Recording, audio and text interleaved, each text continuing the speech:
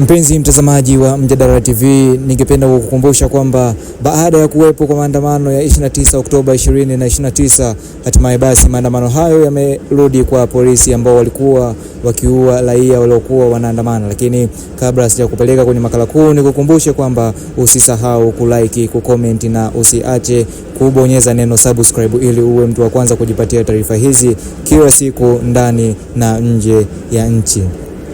Nikumbuke tu kwamba 29 Oktoba 2029 ilikuwa ni siku ya uchaguzi mkuu nchini Tanzania, ambapo badala yake kulikuwepo na maandamano ya watu kupinga uchaguzi huo na kudai kuwa uchaguzi huo sio wa haki. Lakini kupitia kurasa mbalimbali za mitandao ya kijamii za wanaharakati wa Tanzania waishio ndani na nje ya nchi, wamesema kuwa Camillus Wambura aliwaambia polisi waweze kuua raia. Sasa inakuwaje na waua polisi wale ambao walikuwa wakiua raia Oktoba 2029? Lakini jibu lilotoka hapo ni kwamba hayo yote ni baada ya ICC kumtaka Mheshimiwa Dr. Samia Suluhu Hassan aweze kwenda kusomewa mashtaka yake ya uvunjifu wa amani katika awamu yake pindi ambapo uchaguzi ulikuwa ukifanyika. Sasa mambo ambayo yameanza kutendeka hivi karibuni ni kuanza kupoteza ushahidi na kuweza kuteketeza polisi ambao waliweza kufanya mauaji, kwani walipewa ni oda kutoka kwa mkuu wao Camillus Wambura, ambaye moja kwa moja tunajua oda inatoka kwa Amiri Jeshi Mkuu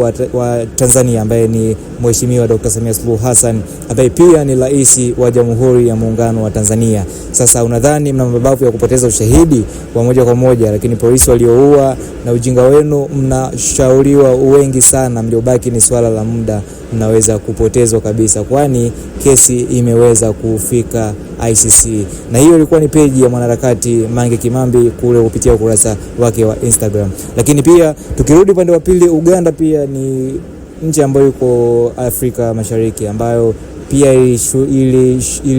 iliweza kushirikiana na Tanzania kipindi cha maandamano kuweza kufanya mauaji makubwa ya watu, kwani kipindi waandamanaji wanaandamana kudai haki zao, walidai wa Uganda waliweza kuvamia na kuweza kuungana na jeshi la polisi la Tanzania kuweza kuzidi kuwapoteza kipindi wakiandamana kudai haki zao za msingi. Sasa Tanzania pia imepeleka kikosi cha watu zaidi ya 500 huko Uganda. Baadhi yao wameenda Uganda kupitia mpaka unaoitwa Mtukula, lakini wengine wamesafirishwa kupitia Air Tanzania ambao ni ndege za Kitanzania, lakini wote wameenda kumsaidia Yoweri Museveni kukabiliana na wananchi. Zoezi hilo limesimamiwa na Rais wa Jamhuri ya Muungano wa Tanzania kuweza kutoa ushirikiano wa mauaji ambao pia yeye alipewa kufanya mauaji ya 29 Oktoba 2029. Lakini awali, kabla sijakuacha, nikukumbushe kwamba usisahau kulike, kucomment na usiache kubonyeza neno subscribe ili uweze kupata kujua kile kitakachojiri pindi Rais Samia Suluhu Hassan atakapoweza kuwasili mahakamani ICC, kwani taarifa hizo unaweza kuzipata kupitia Mjadala TV pekee. Asante.